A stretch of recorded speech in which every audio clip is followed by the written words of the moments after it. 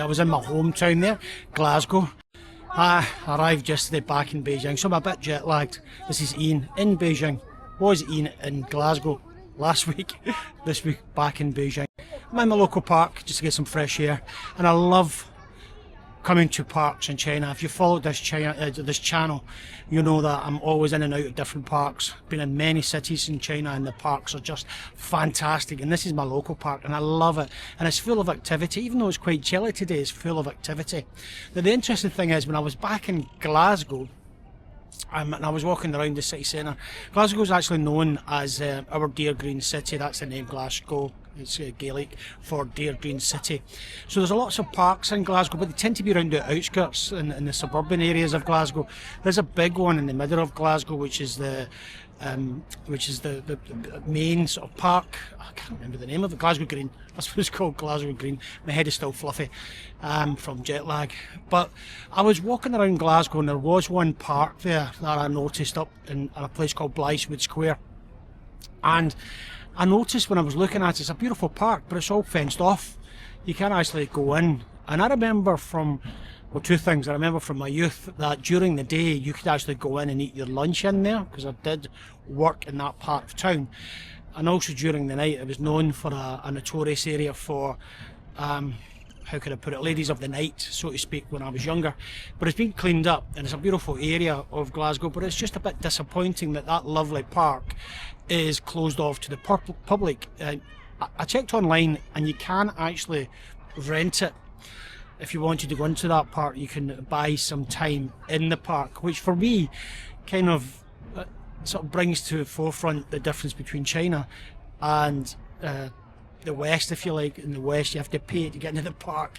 It's closed off to the public. You can rent it, but in China, most of the areas in China are free for people. It's considered the people's land, so people can move anywhere, so to speak.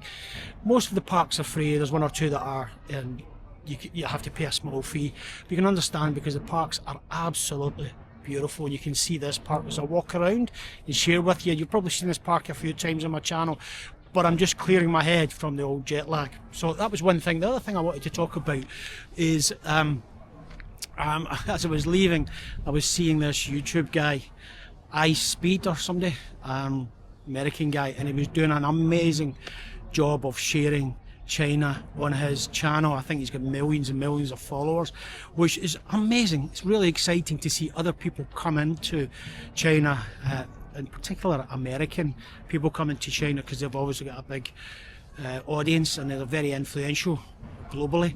So this guy's came in and he's doing a lot of kung fu and a lot of funny things, and I quite enjoyed his content. And as I said, it's great to see that. One thing being back in is probably what drives me a little bit frustrated a little bit is the VPN. I've got to use a VPN to upload a video, so I've got a big beautiful video waiting just to finish off about myself and Bruce Connolly. Jesus, my head is, I'm so tired.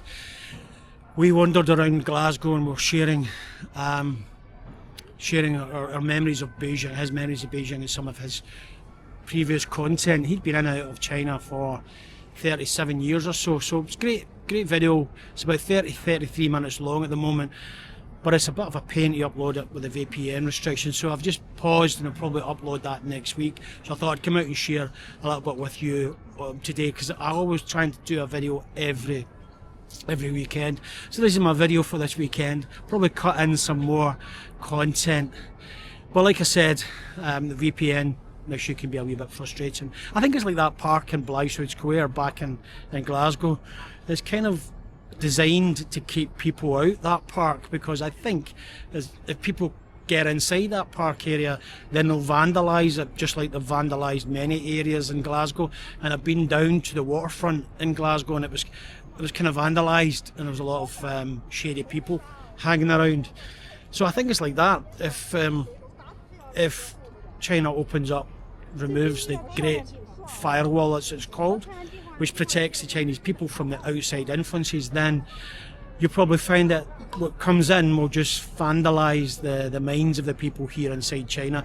There is very, very prominent social media actually inside China, and obviously it's Chinese social media, and it's managed well, and people are protected from some of the craziness that you see elsewhere.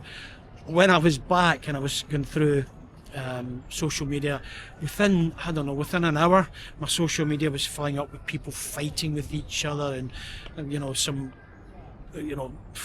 some unsavoury stuff. And I just thought, geez, this is the Western mindset, whereas in the China and Asian Eastern mindset, it's a little bit more calm, less that aggravated anger that some people tend to have. Anyway, that was my thoughts. Like I said, VPN, my big frustration these days, because I'm just back from the West where it's dead easy to upload things very, very quickly, and I can upload things in 4K. But I understand it's to protect the people. A bit like that park in Glasgow that I mentioned, Blythswood Square, sealed off to protect people from going inside to vandalise it. Anyway, that's my thought for today. Here's where I am sitting. It's beautiful.